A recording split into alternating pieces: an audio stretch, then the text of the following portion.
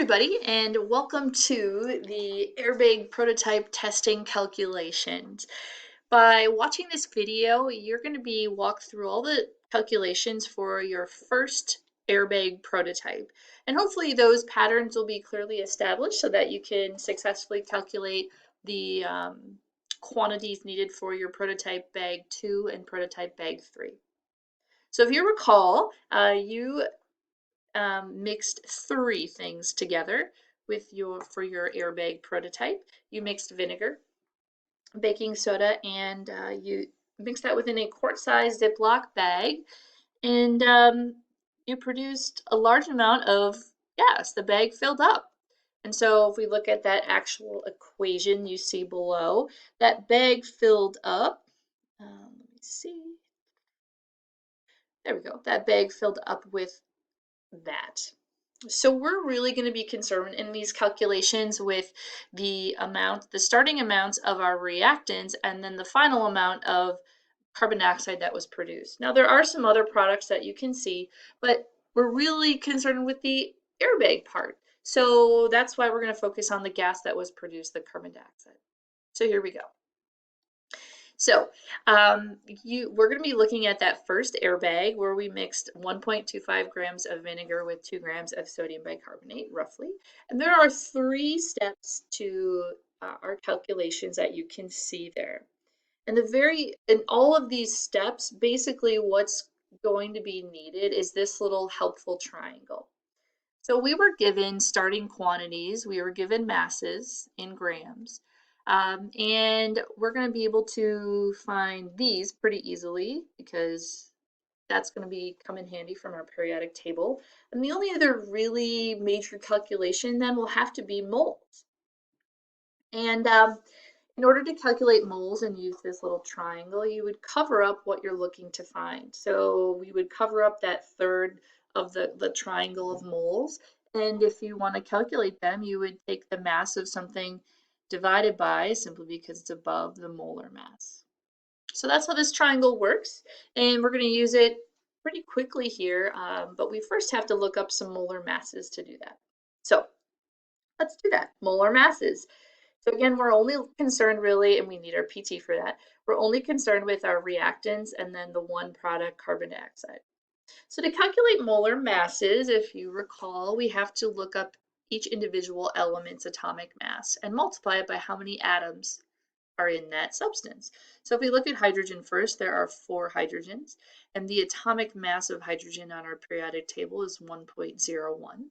If we do that multiplication, we get 4.04 grams per mole, and that's hydrogen. Carbon, there are 2.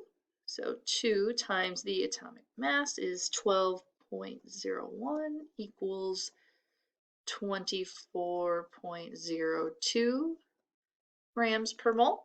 And the last element is oxygen. There are 2 atoms of oxygen times 16.00 equals 32.00 grams per mole.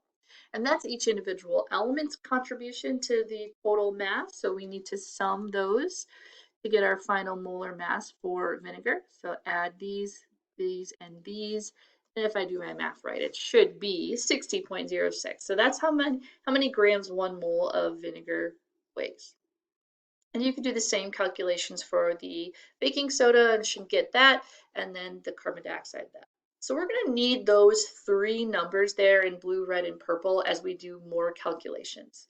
So don't forget those. I believe there's a table on your prototype Google Doc to get those particular numbers written in. So let's get back to our first step, determining the limiting reactant. Well, we've got 2 reactants to start with, and we were given the amounts in grams, so I'm going to go ahead and get those on there. So vinegar grams, we need to convert it to moles. Same with baking soda. So in order to do that, we were given mass, check, we know our molar mass, so we simply have to divide these 2 to find the moles. So let's do that. So there's our given mass of 1.25 grams. This was for the first bag that we tested. Our molar mass we just calculated. And the reason I wrote it like this is so that we can simply divide, but you can also look at this in terms of dimensional analysis. Our units in the numerator here cancel our numerator or our units in the denominator, and we're left with units that we want. So if I simply take 1.25 divided by that molar mass, that's how many moles of acetic acid we had.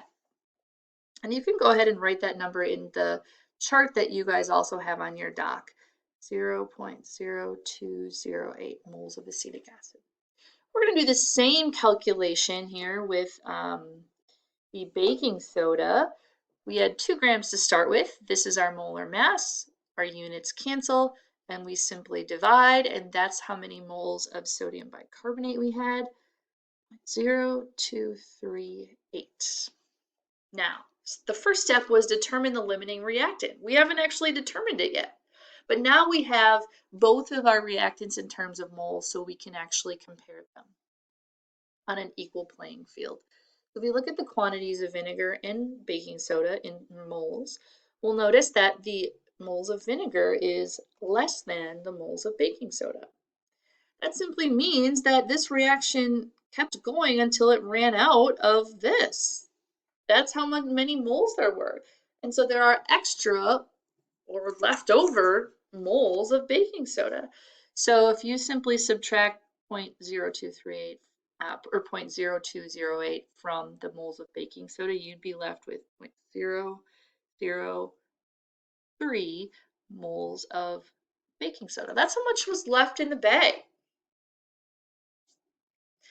Now, we can move on with the rest of the calculations. The rest of the calculations will be based off of our limiting reactant, which in this particular prototype was the vinegar. So let's move on. All right, so now we have the vinegar moles, and we need to convert that into our product that we want, the carbon dioxide, and we can convert moles to moles, and then we can hop over and use this triangle to convert moles into grams. So converting within moles is actually really easy. We have to look back at that balanced equation. In our vinegar here written in blue, we look at the coefficient. So the coefficient is the same. It's 1. Our coefficient for carbon dioxide is 1. So for every mole of vinegar that is used, 1 mole of CO2 is produced. Super easy conversion factor. So those are moles of vinegar that we calculated on the previous screen.